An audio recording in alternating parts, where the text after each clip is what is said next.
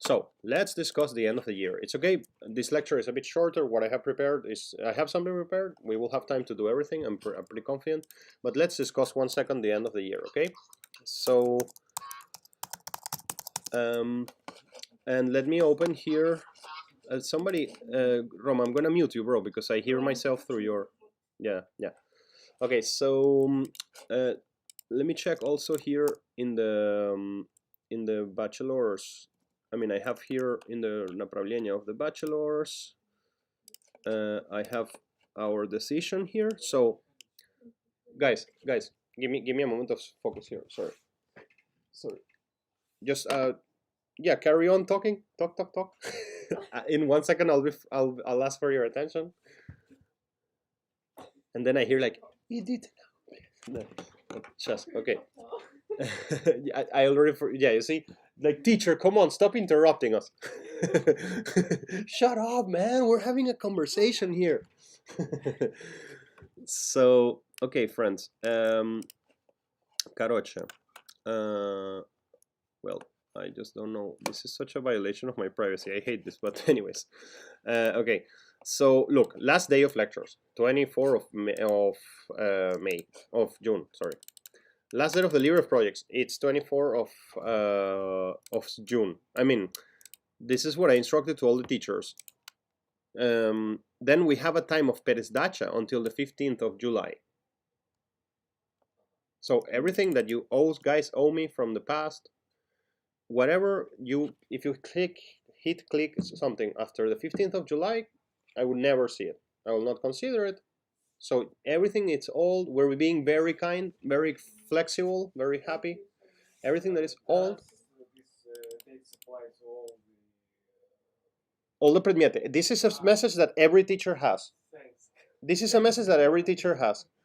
Like, let me explain you my philosophy. Like, I have told you this in the past already. Am I streaming or not? Yes. I have told you this in the past already, and I repeat it. Like, my philosophy is that Jimi Hendrix should be able to pass this course. What I mean by this is like, if Jimi Hendrix would be our student, he would be just smoking weed all day and just like drunk and not doing anything. And then he will do everything in the last minute. And I cannot create a course that tells to a guy like that, like, you cannot be a musician. Like, that's my personal theory about this course. Huh? If it's a fucking Jimi Hendrix, that's what I mean. Like, I mean that I want to account for the fact that musicians, because I'm one of them and I understand how it is, musicians are a bit crazy, are a bit lazy. I mean, it's like lazy in some things, but lazy in some things, but on the other side, like super hardworking. So I don't know, that's my philosophy. That's what I've been fighting against the school always. So okay, in that principle, we decided to make it like this, and I'm gonna establish the same rule next year. It's like, if you guys want to do everything in the last minute, great. Now, remember, everything that you give in this period that it's old, it will give you only 40 ballo. You understand? Fair enough. Like, everything that you give us that is old, it would give you just a pass. Now, I'm going to put you now a project that it would be like in 10 days, that thing will not fall in that category. You will get full points, obviously, because it's my kind of fault that I'm giving it so late. Somebody wants to say something there? Grisha, da? So we have to smoke with the pack, right? Oh no. You have to be careful to what you say. You have to be careful Tell me, Vera. Yeah, I said sure. Yeah, exactly. Sorry, that's not my message. I mean, I'm gonna get kicked out of YouTube or something because of this. But anyways, my point is that you get the point. You get my point. I deserve the trolling because I served it to you on a silver plate, like they say, for you to troll me. So congratulations for the well-timed trolling. So, all right, that's it. And that's about that in terms of projects. That message I showed you, every teacher has it. This is our admin chat or channel of all the teachers. I put it in Russian there too, so it's very clear. And 2 people said thumbs up. So if any teacher is not inside this vibe, just let me know so we fix that. Okay, that's one point. I insist, what you give after the 24 will, I mean, everything old that you give after 24 will give you only 40 points and will not give you so much feedback. Maybe will not give you no feedback at all. If you give us things on time, we will give you full points and feedback. Okay, now one more point. So look, here is what's happening. Like I mentioned to you initially, the school just like created a plan initially that it just like was it had more lectures than weeks. So I had to make a lot of things to make this happen. And so on Saturday we have this 6-hour encounter in DTH. This 6-hour encounter is 3 hours for studina suka zapisi practice for you guys, and 3 hours of mixing and mastering. Like it's like I will do some mixing and mastering stuff there too in that day. So bear in mind that. And I want the engineers to set up a recording for the songwriters. So the engineers have to set up a full live with all the gear, everything. We will discuss this a little bit getting closer to that day. Like on Friday, I'll send a message like, hey, this is what we need, so everybody's mentally prepared and everybody knows. It didn't happen. It just like he couldn't. Like it was a matter of schedules, and I really wanted this, but we just couldn't fix it. So now you're gonna record a jam of the songwriters, and it's gonna be a live setup. So you have to build up drums, bass, guitars, vocals, and discuss everything. Like how are we gonna do it? We will discuss it later. But okay, so everybody's clear there. Grisha, of course, I'm sorry for your particular case. We can call you on Skype and you can join us. I mean, I just don't know what to do with those cases. It's a bit hard on me. But anyways, okay. Tomorrow we have развитие технического слуха. And next week we have the same schedule as usual. This is extra online. So next Tuesday online, next Wednesday online. The reason being is because I want to deliver 100% of all the lectures that the school asked me to deliver, which was a not realistic number, but I kind of like managed to fit it there like in some way. So if I do that thing of online, today the lectures end on the 24th. Officially, I'm giving some extra lectures. So again, Tuesday, I will mix a whole song from beginning to end online. Wednesday, we will do развитие технического слуха, and that's it. And on the weekend, we will not do anything. Like, okay, so that's it. That's great. Now let's go to my material of today. My goal is to do a little mastering exercise and to show you how I master a couple of tracks that I gave you as a project. By the way, we haven't decided. No, this is correct. So 10 days to master this should be enough. I'm putting it for the 30th of June. Yeah, this is a task that you can do in 2 hours, even if you don't do it perfectly. Like you sit down and write me, just do it. Yeah, it's not so hard. So I really promise you, it's not so hard. So okay, that's that. I gave it to you guys, and I'll explain that assignment as we proceed. Of course, I'm sorry if I am a little bit fucked up right now. I am so tired. I need this year to end. I'm extremely dead. So if I am a little bit incoherent or out of place, it's because I am a little bit incoherent and out of place. So last week we had a great discussion. I think I was really happy about how it went out on LUFS and mastering in general. I want to know if you guys have any questions about that. Like, do you want to talk about it before we go? I'm gonna go to a little bit of a new material. It's just a little bit like what we left. But before I go, I want to ask questions. You guys have questions? Grisha, I see you have your hand raised there. I just forgot to put it down, sorry. Okay. Well, I wanted to make a joke about the trolling that you made to me before, but you exactly. Sebastian got it. You see, I said the joke without saying the joke. Okay. So Roman, did you want to say something? I saw some movement there. No, everything cool? Can I go into the material? Yeah, I will ask you later. Okay, great. About your question, we will address it. The question about tomorrow, we'll address it. Okay, great. So where I stopped was here. This was the last slide of previous lecture. Like, important points connected to the previous lecture. So do what's best for the song. Remember, don't care how loud other people's tracks are. Everyone has a volume knob. Let the listener turn it up. Put a -10 LUFS limit for loudness for your mixes. You never? I never thought about it because I was always Yeah. unhappy with my mix because they were always Too quiet. Yeah, I know, and I know that you have to remind man Yes. And I know that after I'm saying this to you, like you will ignore that point, like I'm sure of that, and you will still not you, Sebastian. I mean y'all, like you will still try to make it as loud as you can. Like it's like a video game. I get it, and I also play that video game. But if you cannot do that, it would be better. And you will see. I'll show you something cool today about that. Put a -10 LUFS limit for your loudness on your mixes, mixes. With rare exceptions, with a ceiling at -1, and you shouldn't use a limiter to get a song to sound loud. Use a limiter to make yourself sound better. Volume match when you compare. That's where we stop. And then I had this little, it's a couple of slides. I don't want to do something so long here, just a couple of slides, which is like diving deeper into the dynamic range waters. Some of this material I have discussed with you in the past, with some people. I know I have had different lectures with everybody here, so, but anyways, back to one moment of dynamic range. Is it if I'm repeating something to you, I'm sorry, but I don't think it's bad to recede the topics of dynamic range. And I have this video I really want us to watch. That's where we stopped last week. Dynamic range, is it a perceptual thing? What kind of experience do listeners have? Does it mean over the short term? Does it mean from quiet to loud, from loudest to quietest? Like, I mean, the question that this thing is asking is like, when you're thinking about dynamic range, are you thinking about just these 2 seconds of audio or the whole piece? What do you think? Are you thinking of the whole 2 seconds? You're thinking of the whole piece and how it's put together, right? Like how it goes. So is it an analytic thing? Like when it says an analytic thing, it's like the scientific way of calling it this. It's like, is it something that you can measure with a meter or something? Yes, it is. Does it mean, even though it's a perceptual thing, as well, because I mean, it's kind of like about how we perceive music and what happened when you have something quiet and something loud.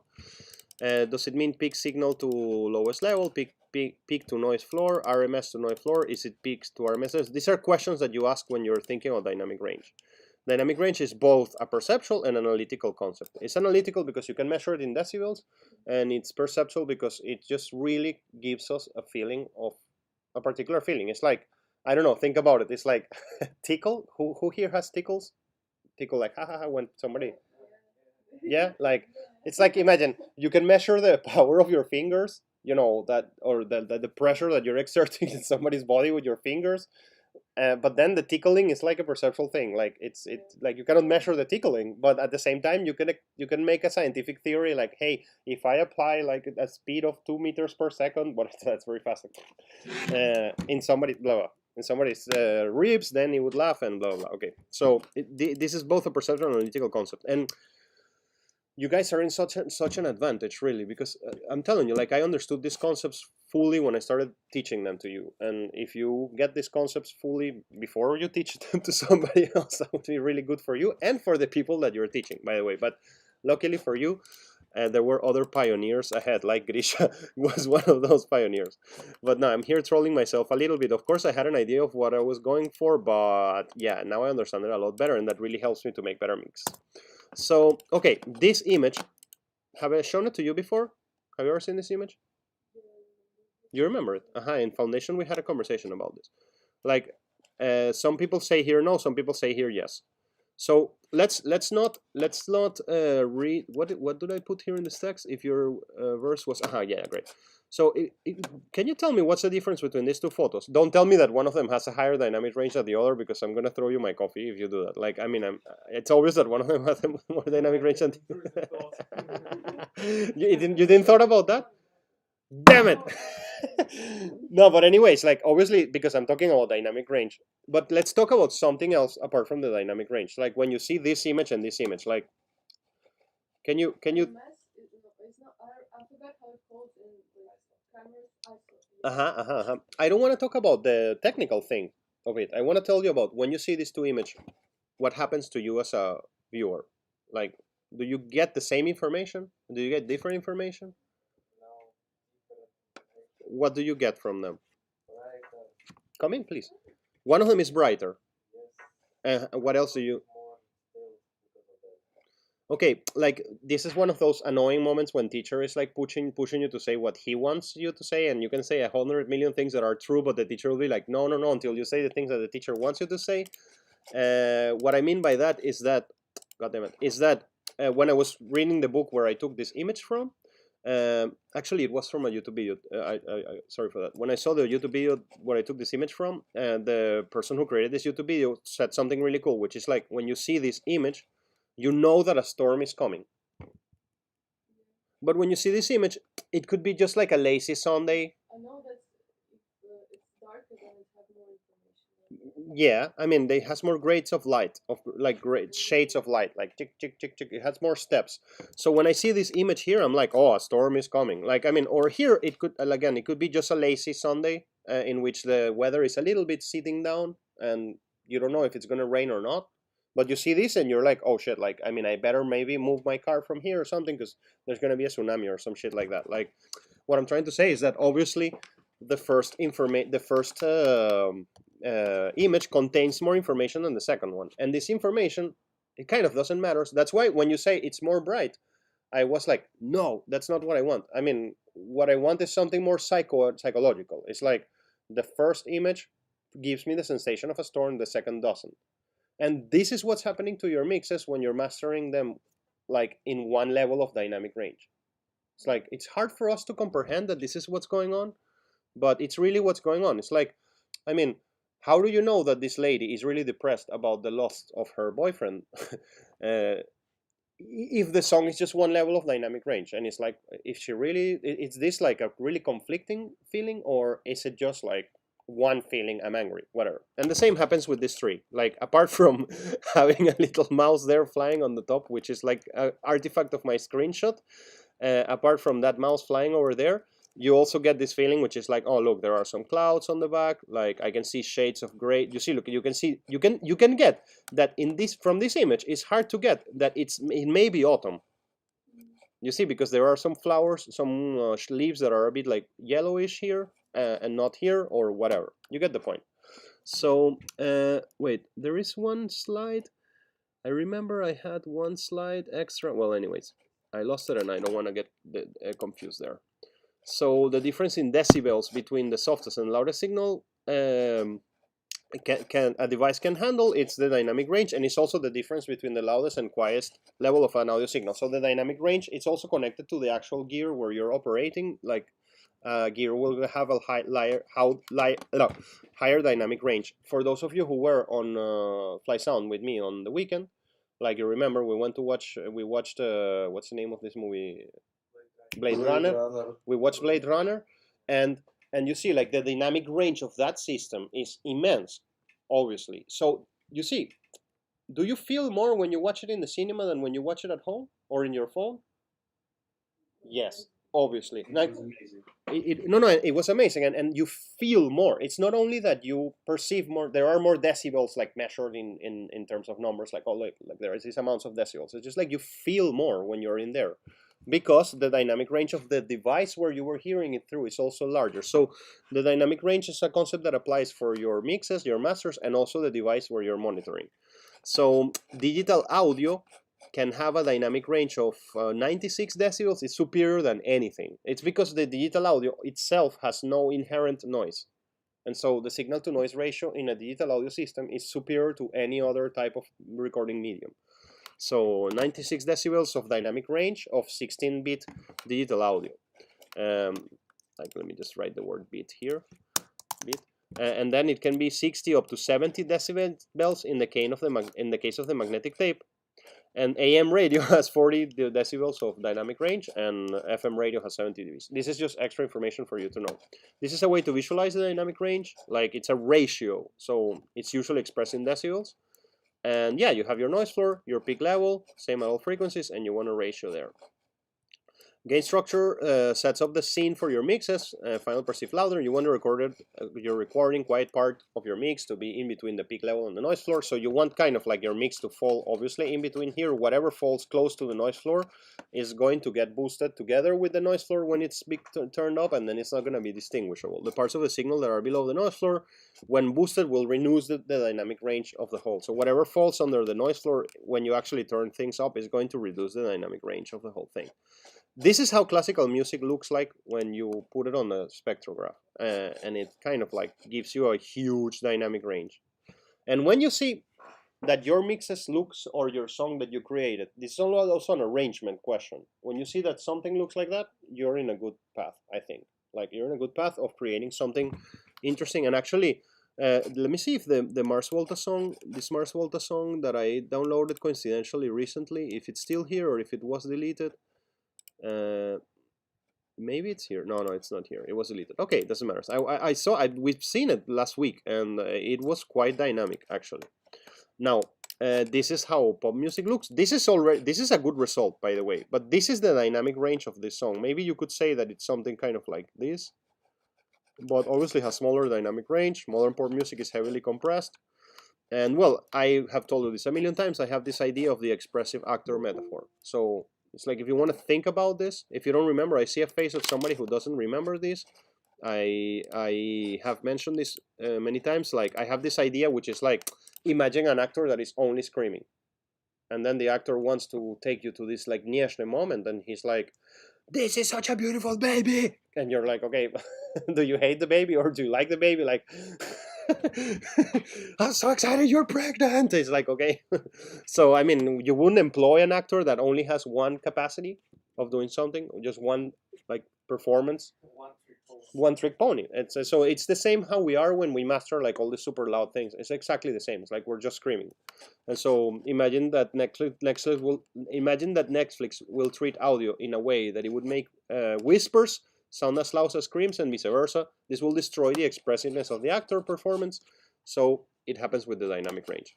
So obviously when you affect the dynamic range, you will modify the way audio is perceived. I have told you this a million times. We have discussed this so many times. This is a kind of one of the last times we're going to talk about it. But I think that you're more ready to feel this concept now that we have discussed so many things.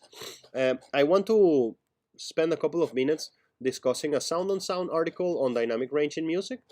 These graphs that you have here, I mean, I didn't want to particularly explain them or something like that.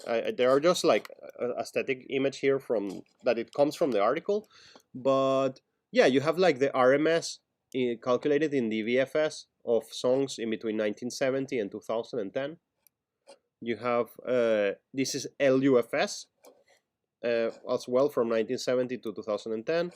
This is the crest factor. Remember we discussed it, difference between the peak and the RMS. So this is the crest factor reducing in between songs. And the crest factor, I told you, the crest factor is what is responsible for us to perceive the dynamic range of things, like for perceiving this emotion. And the other thing that you have here is the logarithmic density of samples. Okay, this is a really cool metrics. And like 2 days ago when I was finishing this presentation is when I finally grasped it. Like imagine that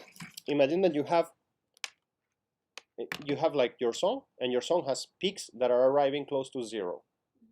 And imagine that you measure all the samples. Your song has how many samples? A gazillion. I mean, it's like every second has 88,000 if you're working in 88, or every second has 44,000, right? So if your song is like 3 minutes, you will have 3 minutes of seconds. So that's 180 seconds. 1,800? No, 180 seconds. No, 3 minutes. Yeah, 3 minutes is 180 seconds, right? So you will have 180 multiplied by 44.1, right? So that's a lot of samples. That's kind of 400,000 samples or something like that. So imagine that you look at all your samples and you see, here's a peak that is close to zero. Here's a peak that is close to zero. So you count the peaks that are close to zero. And you compare like how many peaks that are close to zero versus how many all of the other samples. How many samples are a peak that are close to zero? You're feeling this? This is important for the lecture. You're feeling this, right? So imagine that mathematical calculation. I have 400, I'm repeating it a bit just in case. I have 400,000 samples, and then I see sample 1. Was it a peak close to zero? No. Okay, I don't count it in this list. Sample number 2. Was it a peak close to zero? Yes. Okay, I'm going to count this now. So that's going to give you the density of samples that are close to zero, the BFS. So this is that measurement going up over time. So, I mean, this is like kind of like scientific evidence that mixes have become louder, which is something that we all know. Yeah. So you got here this article. I really encourage you to check it out. It has a lot of really interesting information. This is that chart that I was showing you, but obviously because we are Jimi Hendrix's All of Us. I made a little summary of what the article is telling us, and then I'm going to show you a really cool slide that comes in the end. So obviously music is getting louder, but not less dynamic. The loudness war practice of making recorded as loud as possible is being criticized. I mean, people don't like this anymore, thankfully.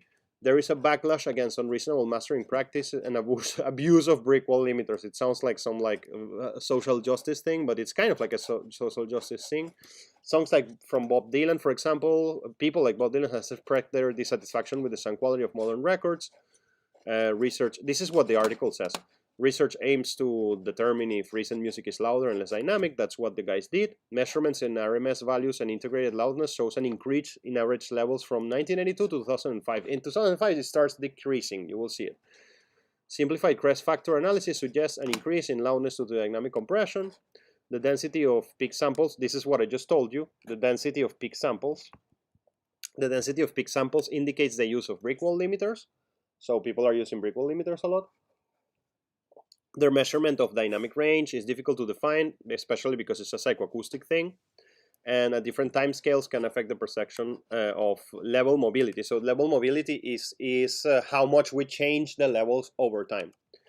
The loudness range, as defined by this European Union standard, did not decrease during the loudness war era. So people were making in the loudness war was kind of in between 2001 and 2007, something like that.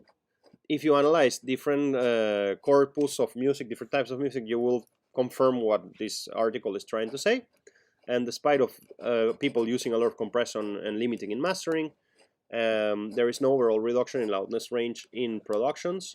So, I mean, it's kind of like you use a lot of compression and limiting, but, well, I really don't understand this point. I'm going to paint it in red and think about it more clearly.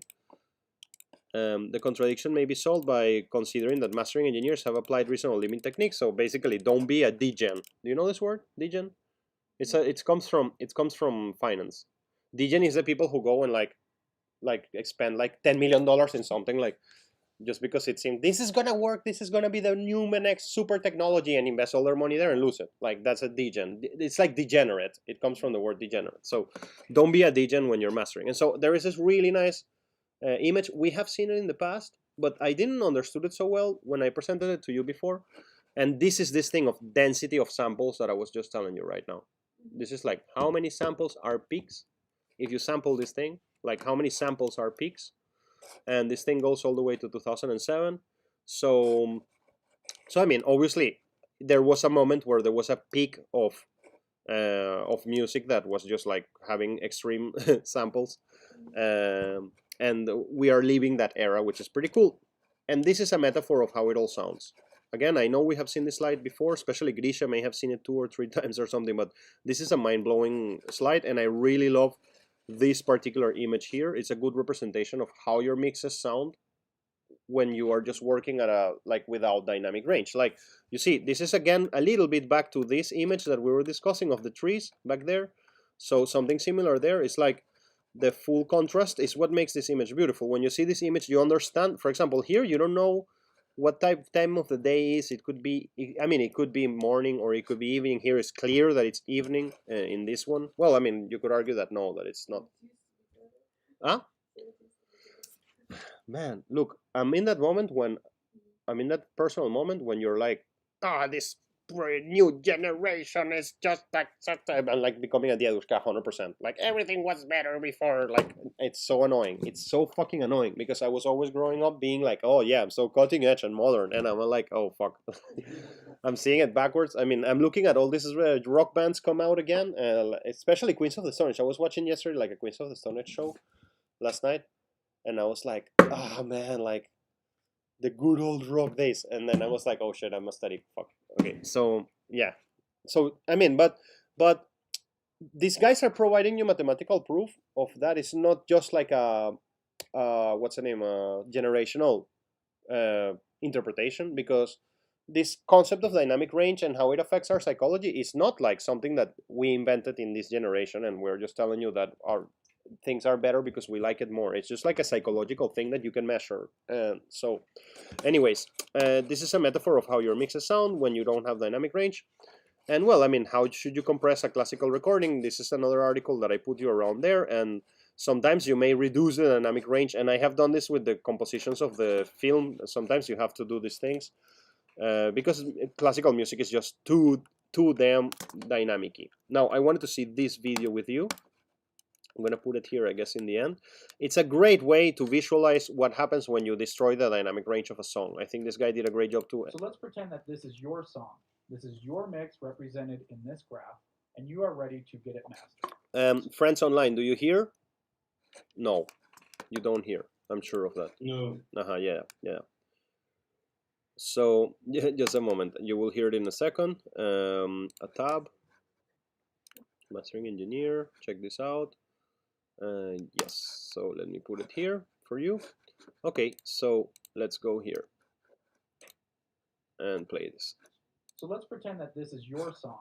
This is your mix represented in this graph, and you are ready to get it mastered. Okay, let's go. So Let's see this. You can see that you have high peaks here, some average level. So just in case you don't understand what you're looking at, this is like frequencies and amplitude. So you decompose your signal in different frequencies, and then you see like, oh yeah, look, like whatever 100, or this must be like 90 hertz, has a peak around this level, and then you see, so you see the song. This is important to think about, really important to think about. The song within its own frequency range, it has a dynamic range inside of it. You see, like, it's like the dynamic range in between all frequencies. This is another thing important to see. It's like not all frequencies are the same loudness, because if not, we will hear white noise. Like, that's exactly the definition of white noise. But what happens here is that you have a dynamic range inside the frequency response, or the frequency, the spectral balance, better to call it, of this particular piece. So you have that dynamic range. Goes around here, and then here are your lower levels. So like the pictures, this is like the tree or the door. These are your axes. This guy is from where I took the screenshot that you saw before, and so you see he's telling you when you saturate an image, maybe you will lose the capacity to view a door that was there. So he's telling you, like the pictures that were shown before in this presentation, this can be like that door that you lose. If you obliterate that frequency, what happens is that the person who is perceiving that song is going to just like sort of like not perceive it anymore. So it's kind of like an image that loses a part of it. These are what is calling my attention in your song. But these things down here are more like the clouds or the sky. And actually, he said something there that I really like, which is like it's calling your attention. Like we don't hear like a wall of sound arriving to our ears. We sort of like decompose the thing and then focus attention on something. So I mean, these things are things that call our attention. They are there, they are helping out the overall picture, but they're not the thing calling out my attention. That is dynamic range. It's the contrast between the two. Now, what happens when you bring in a limiter? So a limiter is basically a compressor with a really high ratio. Okay, I warn you. What you're gonna see now is gonna be hard. Okay, it's like I'm like as if I'm showing you like a dog getting hit by a I don't know, by a rock or something. Like it's gonna be. I'm giving you a trigger warning. Like this is gonna be really brutal. It has such a high ratio. It's going to say anything that goes above my threshold, I am virtually going to cut off. But it also has an additional element, which is the ceiling, and that is saying even though I'm limiting all these things at this ratio. Oh, what's up? I will not at all let anything above this marker, which is my ceiling. That is like getting scissors and chopping off your audio, or getting a wall and having things hit that wall. So let's grab your song and throw on the limiter. So you can see that it has now chopped off the... So, okay, that's the effect of a limiter on a song, but that's only half of the story. Remember that a limiter has also a gain boost function, not only the threshold and the gain reduction. It also has a gain boost to compensate for the gain reduction. You see what happens here when you apply a limiter like this, your song immediately you're obliterating the peaks. And so again, if you're back to the metaphor of an image, you're just getting rid of some element of your image. So at the moment, all you are doing is removing information, literally. That's exactly what you're doing. These levels, because they are going above the level that we have set for your ceiling. Now, like a compressor, what happens when we bring in the threshold? So let's pretend that this yellow line is our... So when you turn the threshold down, you remember, we had a new ceiling, which was this red thing. We cut things down, and then we bring the threshold down. So everything that it's above the threshold is going to be pulled down. So you see, like this thing, you just reduce the dynamic range by this amount. Literally. But it's going to get worse. You will see. Threshold on our limiter. So the more you bring this down, the more it is bringing up those average levels and lowering our peak And levels. you see, like Let's it's a pretend- great visualization of a limiter because you see what happened to the quietest things. They became louder. In relation to, that's exactly what happens when you compress something. Like the quiet things become louder, and the louder things become quieter. This light blue color is our new levels of these bars right here. So now that we've lowered this, we have brought these levels that were right here up to this ceiling. So if you remember back to our first picture of your original mix, we used to have peaks going all the way up to here. But now that we've brought in our limiter and lowered our threshold, we are bringing up these average levels, these background items like the clouds or the brick or the flat fence or whatever it may be. We are bringing that up, which is distracting from our tree, our door. So the more you raise your average levels and lower your peak levels, the less contrast you are creating. Let's lower our threshold again. So now we've lost even more information. All of this information is getting slammed against this level. The information is these little differences between these bars. Like when there is no difference between them, it's like you have to understand that the difference is like shades of gray. If I remove shades of gray, then the picture starts becoming like more like just a gray block or something. Limiter and being cut off. So if we were to lower our threshold even more, and that's you moving the threshold, and then that's it. Like, and that's how literally, you know, your mix looks like a sasisca. You know, like not even a sasisca, because a sasisca is round. I don't know. It looks like a brick, and that's why it's called a brick wall limiter. I mean, obviously you would never do this with a song, but this is basically what you are doing. So now you may be wondering, okay, how do I prevent this, and what does this actually sound like? Well, the prevention is easy. That is saying, I don't care how loud everyone else makes their music, I am going to set my music at a certain level. I love what Ian Shepherd said. He does his at a -10 LUFS ballpark. That's my recommendation that I said, and now we're going to demonstrate this for 30 minutes in Ableton, like how this is done. Like, I mean, the recommendation was -10 LUFS, and if you go back to my slide here, to the first one where we started today, we said, okay, put a -10 LUFS limit for your loudness and a ceiling of -1 dBs. And now I'm going to show you what that means in Ableton. So let's open Ableton and go there. And I'll explain the summative assessment that we have, the last one. So yeah, let me close this.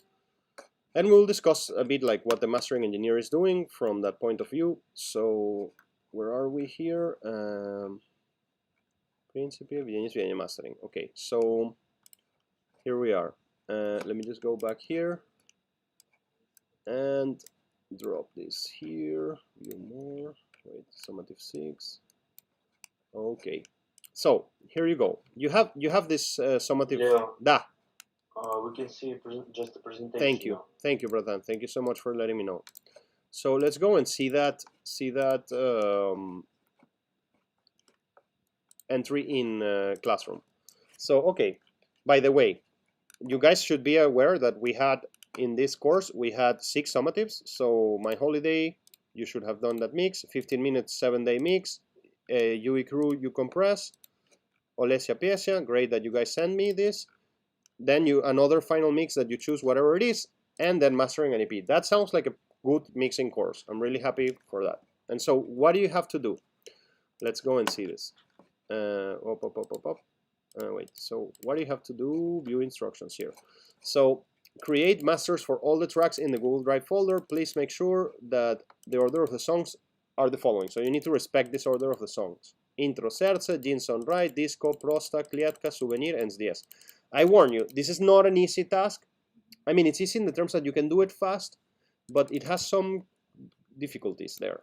Because all of these songs were recorded in different places, and they were mixed in different moments, and that was done on purpose, to give you some difficulty. Which means that I will demonstrate how that is done. You're gonna have to kind of match them so they all feel that they're in the same album. And this is actually how it was. This was a real mixing situation of a real client with a real mastering thing.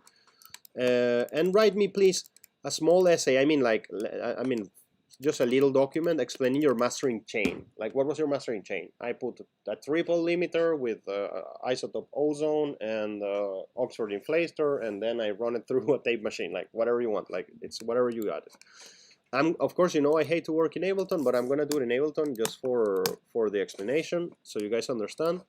And let's go. So this is how it looks when you master a song. You obviously go to your folder and let's download those files. So I download all those files. It's gonna take a minute here.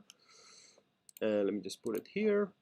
And meanwhile, I'm gonna start kind of like preparing this thing. So the first thing I have to do is to see the songs. You see, I sometimes in Venezuela there is a stupid, how do you say, expression, pagaborca, ¿verdad? Yeah. This is stupid pagaborca, which is when a teacher does something to purposefully to distract you, to fool you. We call it like a kujeru. It's like in the fruit, the thing that, like a mango kujeru. We call it like that. It's like, imagine something that the teacher throws on the floor, so you slide and fall. Yeah. Like it's like a piece of mango that you, because in Venezuela it's full of mangoes everywhere, by the way. Like, I mean, you can have, yeah, we play baseball with mangoes and stuff. Yeah, sure. I played baseball a million times, like, just like, huh? Of course, because Venezuela #1 sport is baseball. Yeah, unfortunately, yeah. So there is a little concha de mango here. Concha de mango is mango cuchero. There is a little concha de mango. You see, like, I name all the tracks not in the order. I'm telling you this, but somebody will miss this video and then they will make that mistake, and I would love that to happen. So you see, like, I didn't put you the right order. You need to pay attention because it happens a lot that clients send you those things and then what's the order? And the order really matters when you're mastering. It really matters. So you have song 1, 2, 3, 4, 5. So you see song 10 should be song 8. And you see here I put it like #1 or something, whatever. So I don't care to tell you because I don't want to fool you. I just doing it for those who miss the classes. And then I can troll them like, well, if you miss the classes, of course I'm going to not give you great grades. So, okay, you see, we have songs, and let's go quickly, and this is what we're gonna do. We're gonna, let's grab the names of those songs. Anton, you just arrived, and I would invite you to, when you have a time, like I can share the slides with you. Like, we had a really cool conversation quickly about dynamic range and visualizing how it looks when you use a limiter and what's happening. It's really cool. I really encourage you to watch this. It's a really useful thing. And also, we had this discussion about this thing. This is like density of samples that are peaks.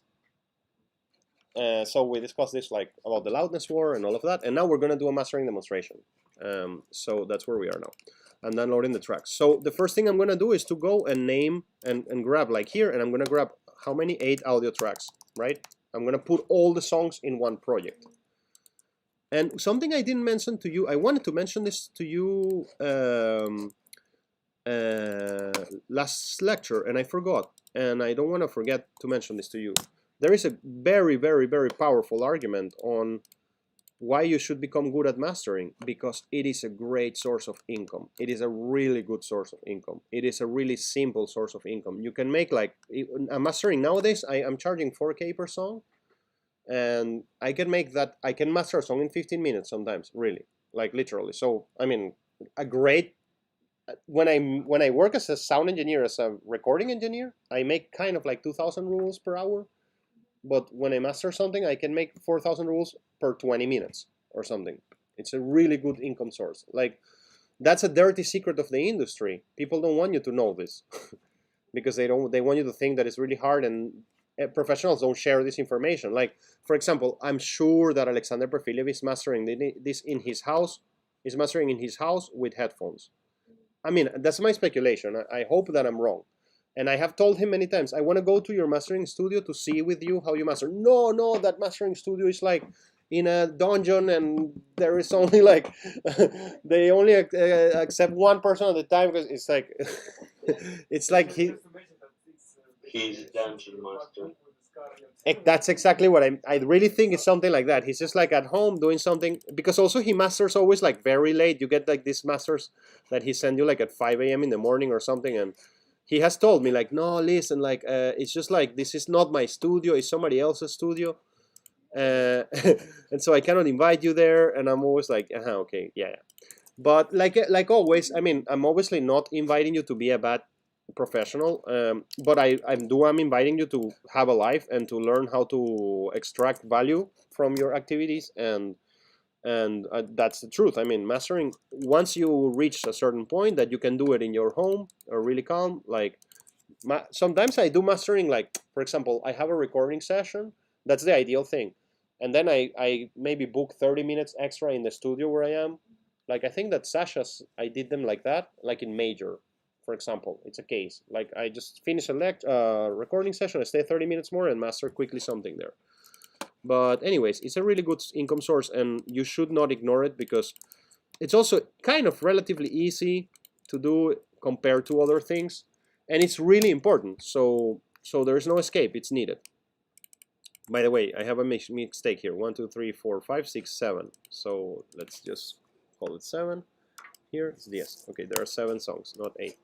Okay, so I have here my 7 songs there, and rename, and there we go. And so the next thing I'm gonna do is to go to my files that I downloaded, and I'm just gonna get those audio files there, and then I'll put them in order. So Introvera was the first one, so let's drop it there.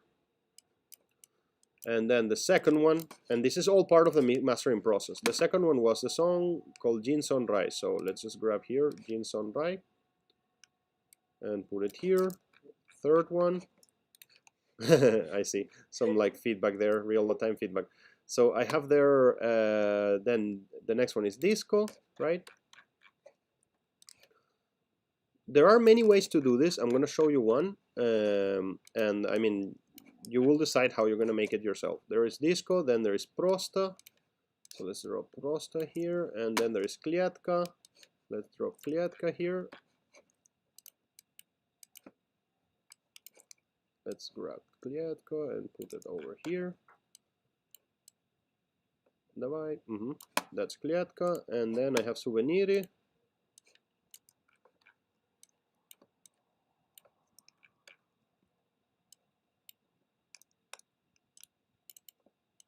And then I have SDS. Here it is.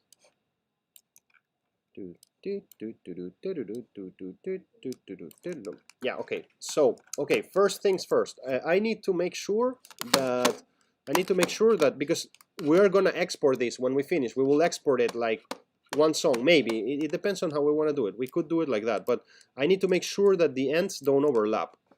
That depends. I mean, sometimes you want songs to overlap, particularly because that's how the album flows.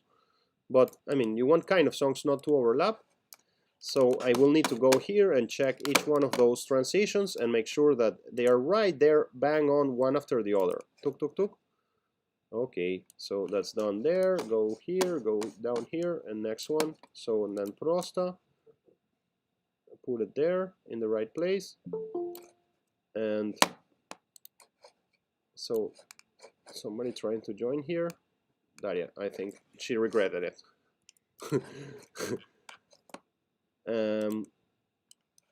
There it is, and then here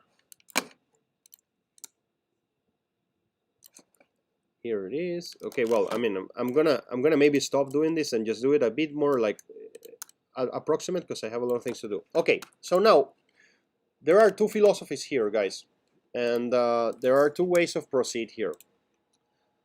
One way, it's like, imagine that there will be a mastering chain for each one of these songs individually.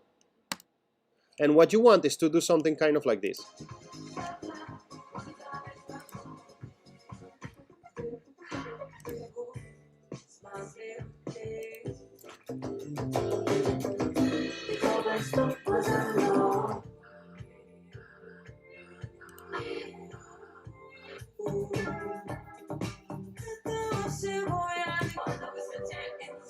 So you see, there is a problem there with the song Souvenir right away. Like just by jumping around, it was like, oh, I mean, and you can see it in the waveform. It's like, it's super quiet. So one of the things I would do when I'm mastering is just like, I will do this just right off the bat, like, oh, yeah, of course. Yeah, Yeah, I mean, and then the same with this, kind of bring everything close to zero. Chook. Then this thing, like this thing, this thing. These are all my mixes, by the way, and I'm telling you, they're quite shitty. And the reason why they're quite shitty is because this band, I mean, it's my fault. It's my no. It's a really great band. I love them, but I mean, I love them a lot. I really love them as people, and we have a big story together.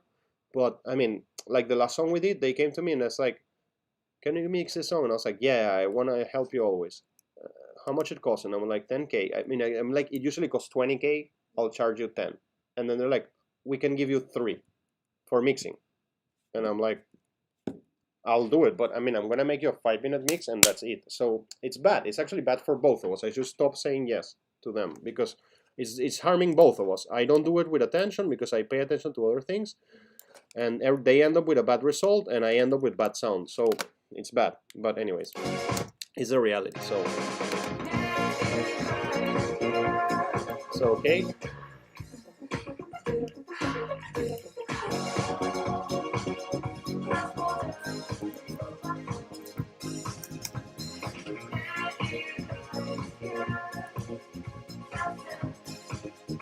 So okay, before I go deep into the forest here, I'm gonna put something in the master right now, and then what I'm gonna do is that I'm gonna put individual EQs on each one of them and make some different equalization for each one of the songs to try to match them, both in terms of loudness and in terms of frequency balance. So I mean, I don't have my iLog with me today, so I have many of my plugins out, but that's not a bad thing. So let's just grab here, and first thing I'm gonna do is to load the Julian. This one I can open it right now, the Julian loudness meter. So this is where we're gonna use it for the first time. Drop it here, and then I have it in the master. So if you see the previous presentation, it's still here, like it's just like somewhere else. I put you here my mastering chain in that moment. I told you that I have a new one, and I will reveal you that new one in the online lecture next week. Wahaha. So because I need my plugins, that's why I'm not revealing it right now. Let me find it. Where did I put it last week? It was there. Maybe it was even in the first lecture. Wait, in the first one here, the mastering engineer. Just gonna repeat my same mastering chain that I already did.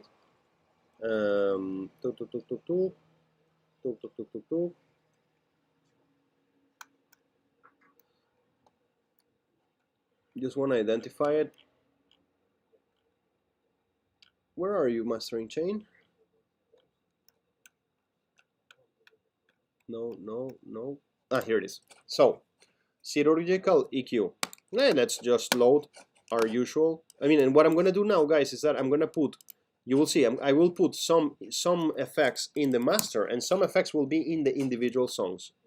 So I'm gonna put here EQ8. That will be my chirurgical EQ.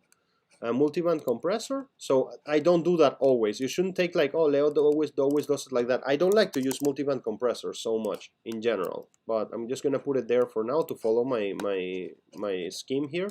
A stereo compressor, so it could be the glue compressor. The logics there are that you prepare. Wait, what's up, guys? What's up there? Yeah, I just wanted to ask you, and do you do something like match EQ or tonal balance thing? Yeah, I do this.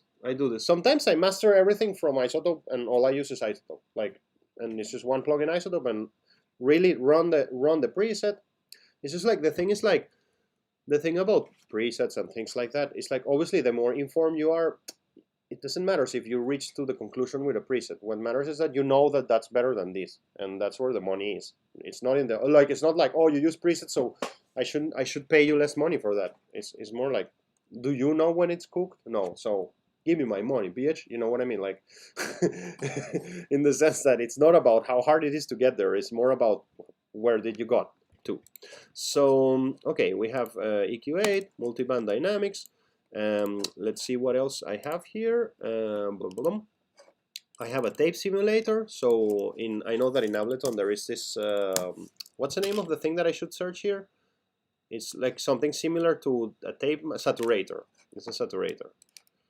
So after the apps, and I missed the compressor. So let me load here the glue compressor.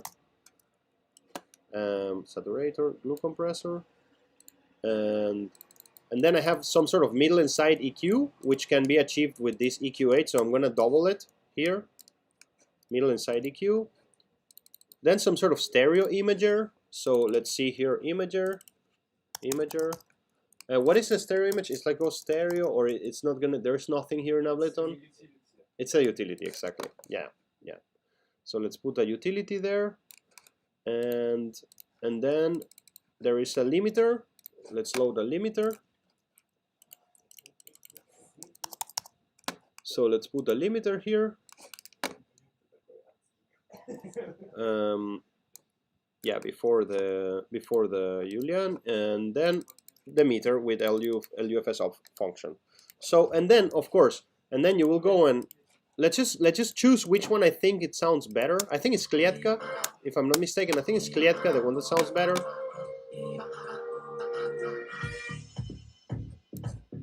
And let's kind of see what are the levels of Klietka in general, like where is it sitting on. Let me go here.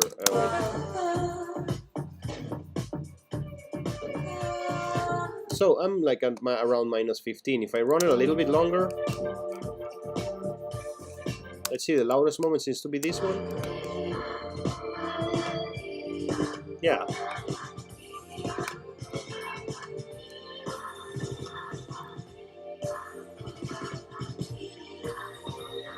Yeah, okay, so -14, something like that. It's falling in -14. So I'm not gonna make the full demonstration. We also don't have so much time available. But if I'm something that would happen is like I would be critically listening to this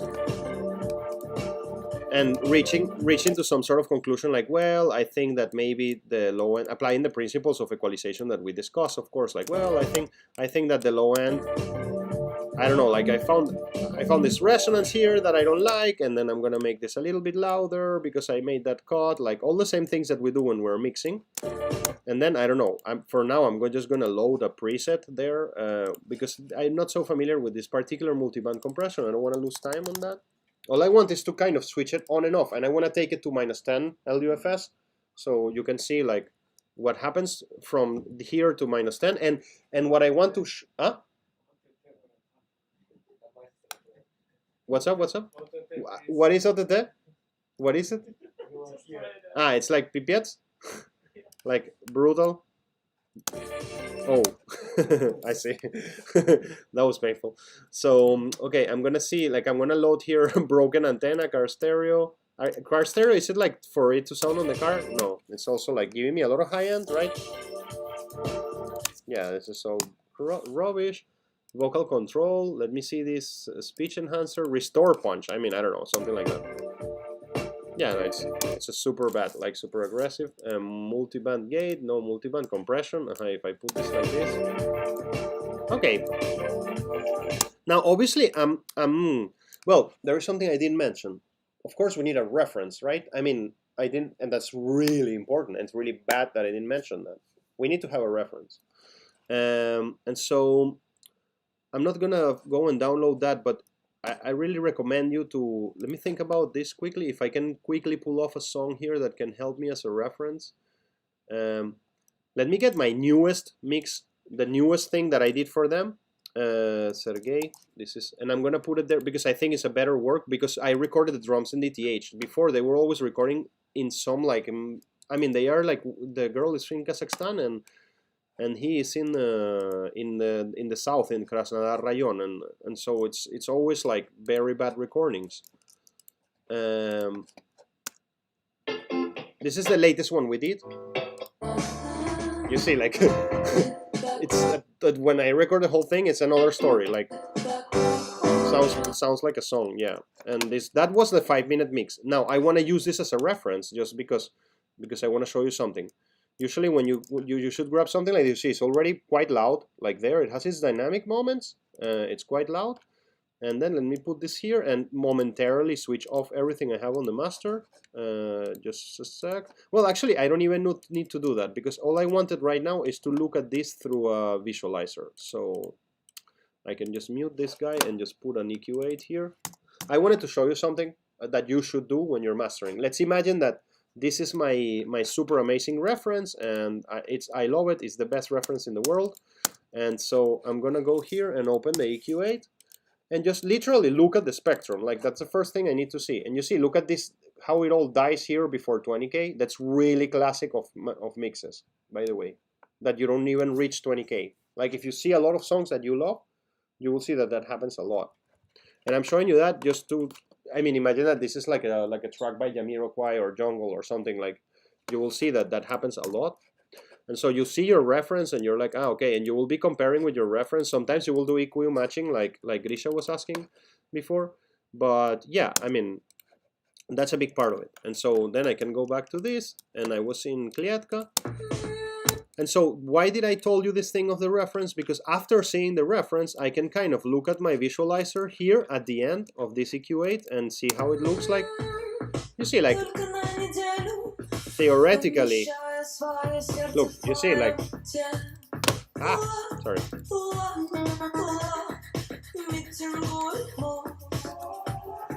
I could just go like, I'll be okay.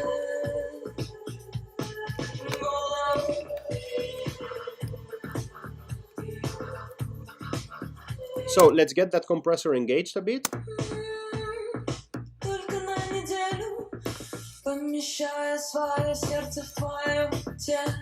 Let's get this tape saturation. And my main point to show you right now is how little role the limiter will play. That's exactly what is my main goal to demonstrate to you right now. Let me see if the saturator has some presets just to be faster a bit. Saturator, blah, blah, blah, blah. Here it is. So a bit warmer, great. That's kind of what I'm looking for. So let's see if this helps us. Wow, that's pretty cool. But it has like 6 decibel of drive. So let me put it a bit like in parallel. Nice. It's too much right now. So let me reduce this drive.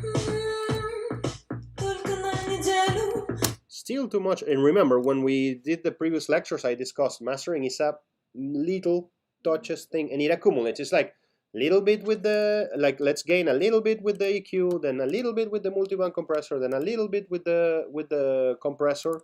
Let me just turn this down a little bit here. You see, like, I'm compressing. Let's see how much. It's like less than 2 dBs. You can see it there, like. But if I switch all of this off, it's like weak dog versus powerful dog, right? Like, yeah. Kind of when we add the plugins, when we get the mix louder than it was before, it's kind of positive to neutral, right? It's not negative. Yeah. You shouldn't obviously go over the No, but you have a goal, -10 LUFS. okay. You have a goal. Like, I mean, you have a challenge there. The challenge is to make it close to -10 LUFS. If you want to go more crazy, to -6, -7, and then how are you going to get there? It's up to you. Like, I mean, the best way to get there is like with little steps administered across different processes, I think. Like, so you see, I EQ'd here and I boosted a bit because I cut and boosted. I did some now notice that my multiband compressor, I don't want to say something stupid, but it doesn't have auto gain and it's not even boosting, it's only cutting, which is great. It's how it should be. My glue compressor is adding 1.575 decibels, and you see, if you sum these two, it's literally the same as turning 3 decibels the whole thing. Because I mean, I just 1.75 plus 0.75. It's like 2.5 or something decibels. And then the drive is giving me more decibels there. Then I had this EQ with the intention of doing some middle and side processing, so I could do that classical thing. Let me just go back to this EQ of just like, for example, grabbing a bit of the low end and removing it from the sides. Sorry, I don't want to do it from the middle. Removing it from the sides. These are just like some random mastering techniques that are done usually. Let me just, which one is this one? Number 3. Let me convert it to a high pass. So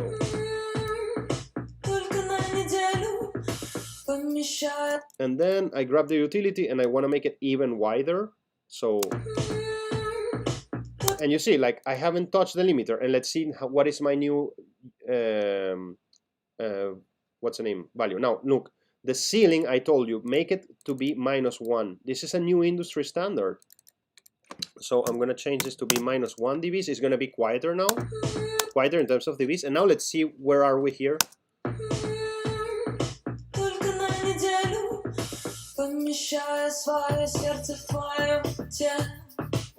So I need to push it one LUFS louder. Now, I like to do it like this. Limiter doesn't get, limiter is there. It's like a doorman of a club or something. I mean, the doorman of a club doesn't go to your house to check your ID.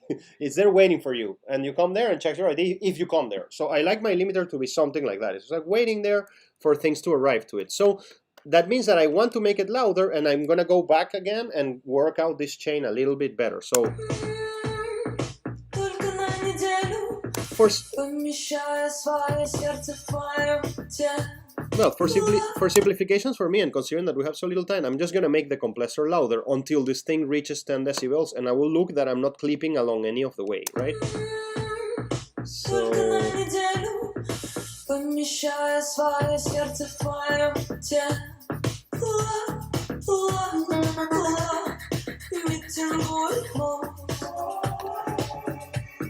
I just made 4K. Literally, I just made 4K. Why did I make 4K? Because I was patient. What's up with this clipping here? You mean? Or how do I know that it's not clipping? Yeah. Because I have a limiter in the end. And the limiter is working.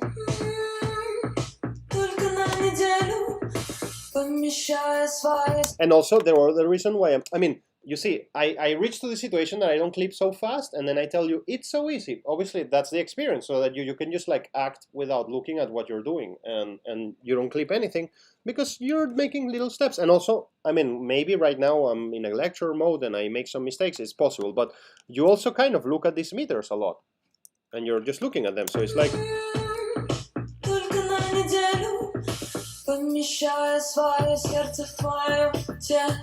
Nothing is clipping. Now, if I switch off this,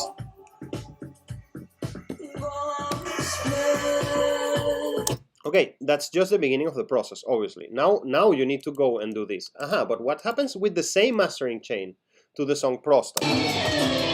It's super fucking aggressive. You see that guitar is killing you. What the hell? So, okay, then you're gonna have to go to the song Prosta, because now you decided, like, Klietka, and actually it sounds great. I love how it sounds, but it's not bad. There is a bit harsh. It could be less harsh. I would address that with a plugin called Soothe. I have mentioned this plugin to you. Like, that particular harshness, because I think it's more like I need to go down to the spectrum and get rid of something from the spectrum, and for that I use Soothe.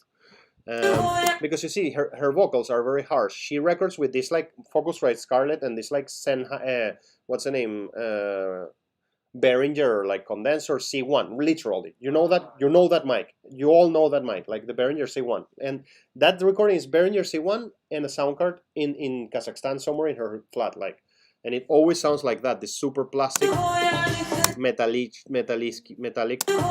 So okay, then I will go jump to Prosta. And we need to see, okay, what's the levels of Prosta? It's way louder. You see, it's like at 8.3, and that's one of the reasons why we feel it harsher too, because everything is working there. So the first thing I need to do,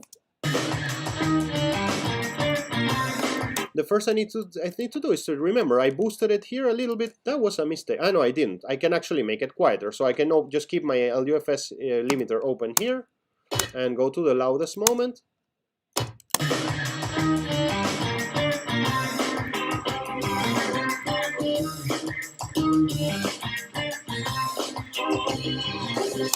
And we will reduce it until it gets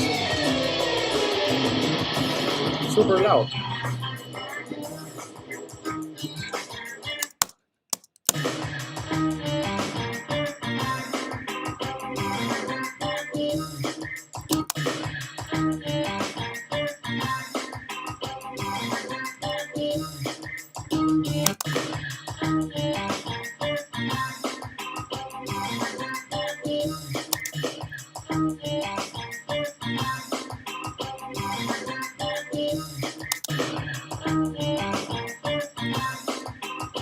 by the way, never, I just did something that is a big error. Like, your vocals are always going to be the loudest thing. So don't judge if you're not listening to the vocals.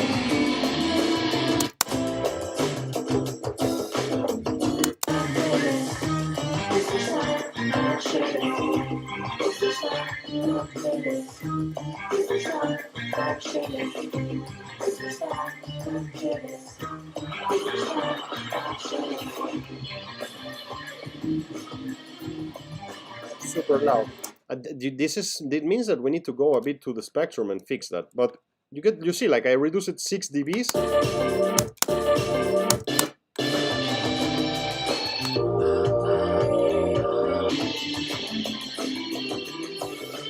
And etc. You get the point. You're gonna have to be jumping in between all of those things, and then go like to the first song, look at the levels, work on the first song until you have like consistency of levels across everywhere. Everything is like the loudest moment of each song is 10. Your ceiling was set by the limiter that you put there, and you see, like, what's your? I mean, I'm joking, not telling you, but what's the typical mastering process of a newbie? Is kind of like, okay, it looks like this.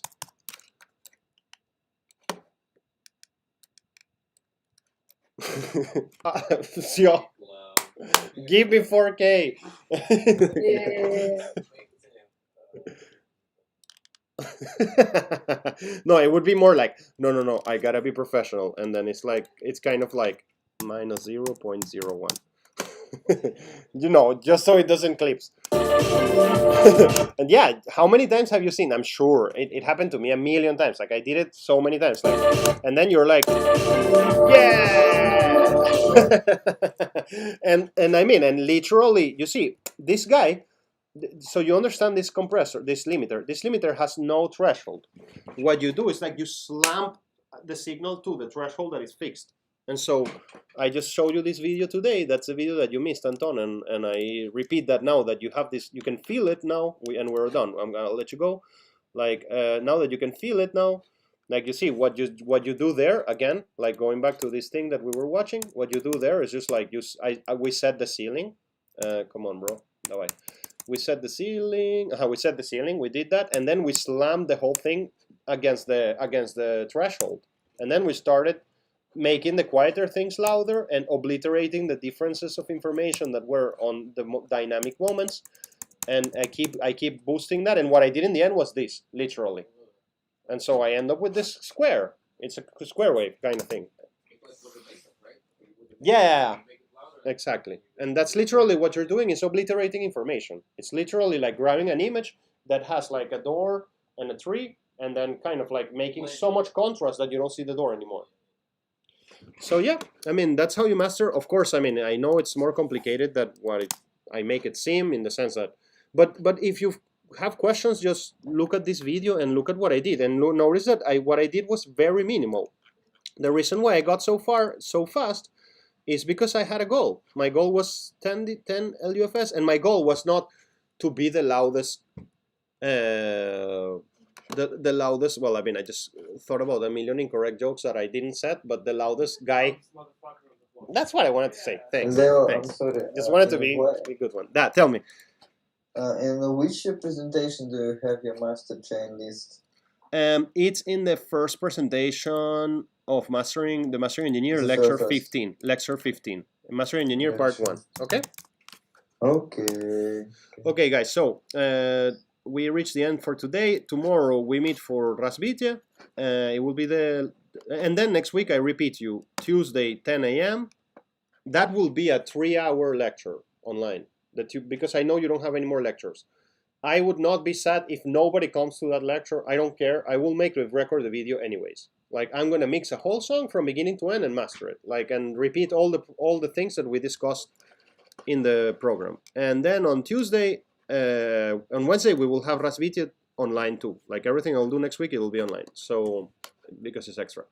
So yeah, and remember, I will come here physically. Yeah. Tomorrow is the last one physically here, and then Saturday we see each other in DTH for that big exercise. Okay. So thank you guys. See you tomorrow. See you tomorrow, Bratan. Thanks a lot, Grisha. Do you want to say something, Grisha? You still have your hand up. Thank No? you. No, I just have issues with my hand. You have a tick, a nervous tick. I see. Okay, guys, thank you very much. See you Okay, tomorrow. thank you. Bye. Bye, Yeah, guys. bye. Bye. Пока, пока. So leave call and call for everyone. So I have another one in 20 minutes. So I'm gonna go and eat something. Do do do do do do do. Do do do do do. Pew, pew.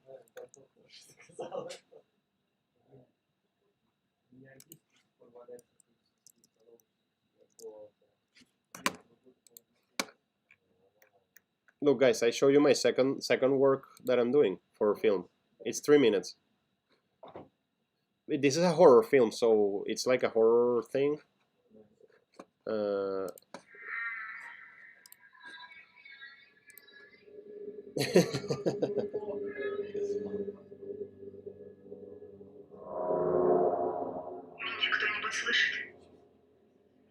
Wait, whoa,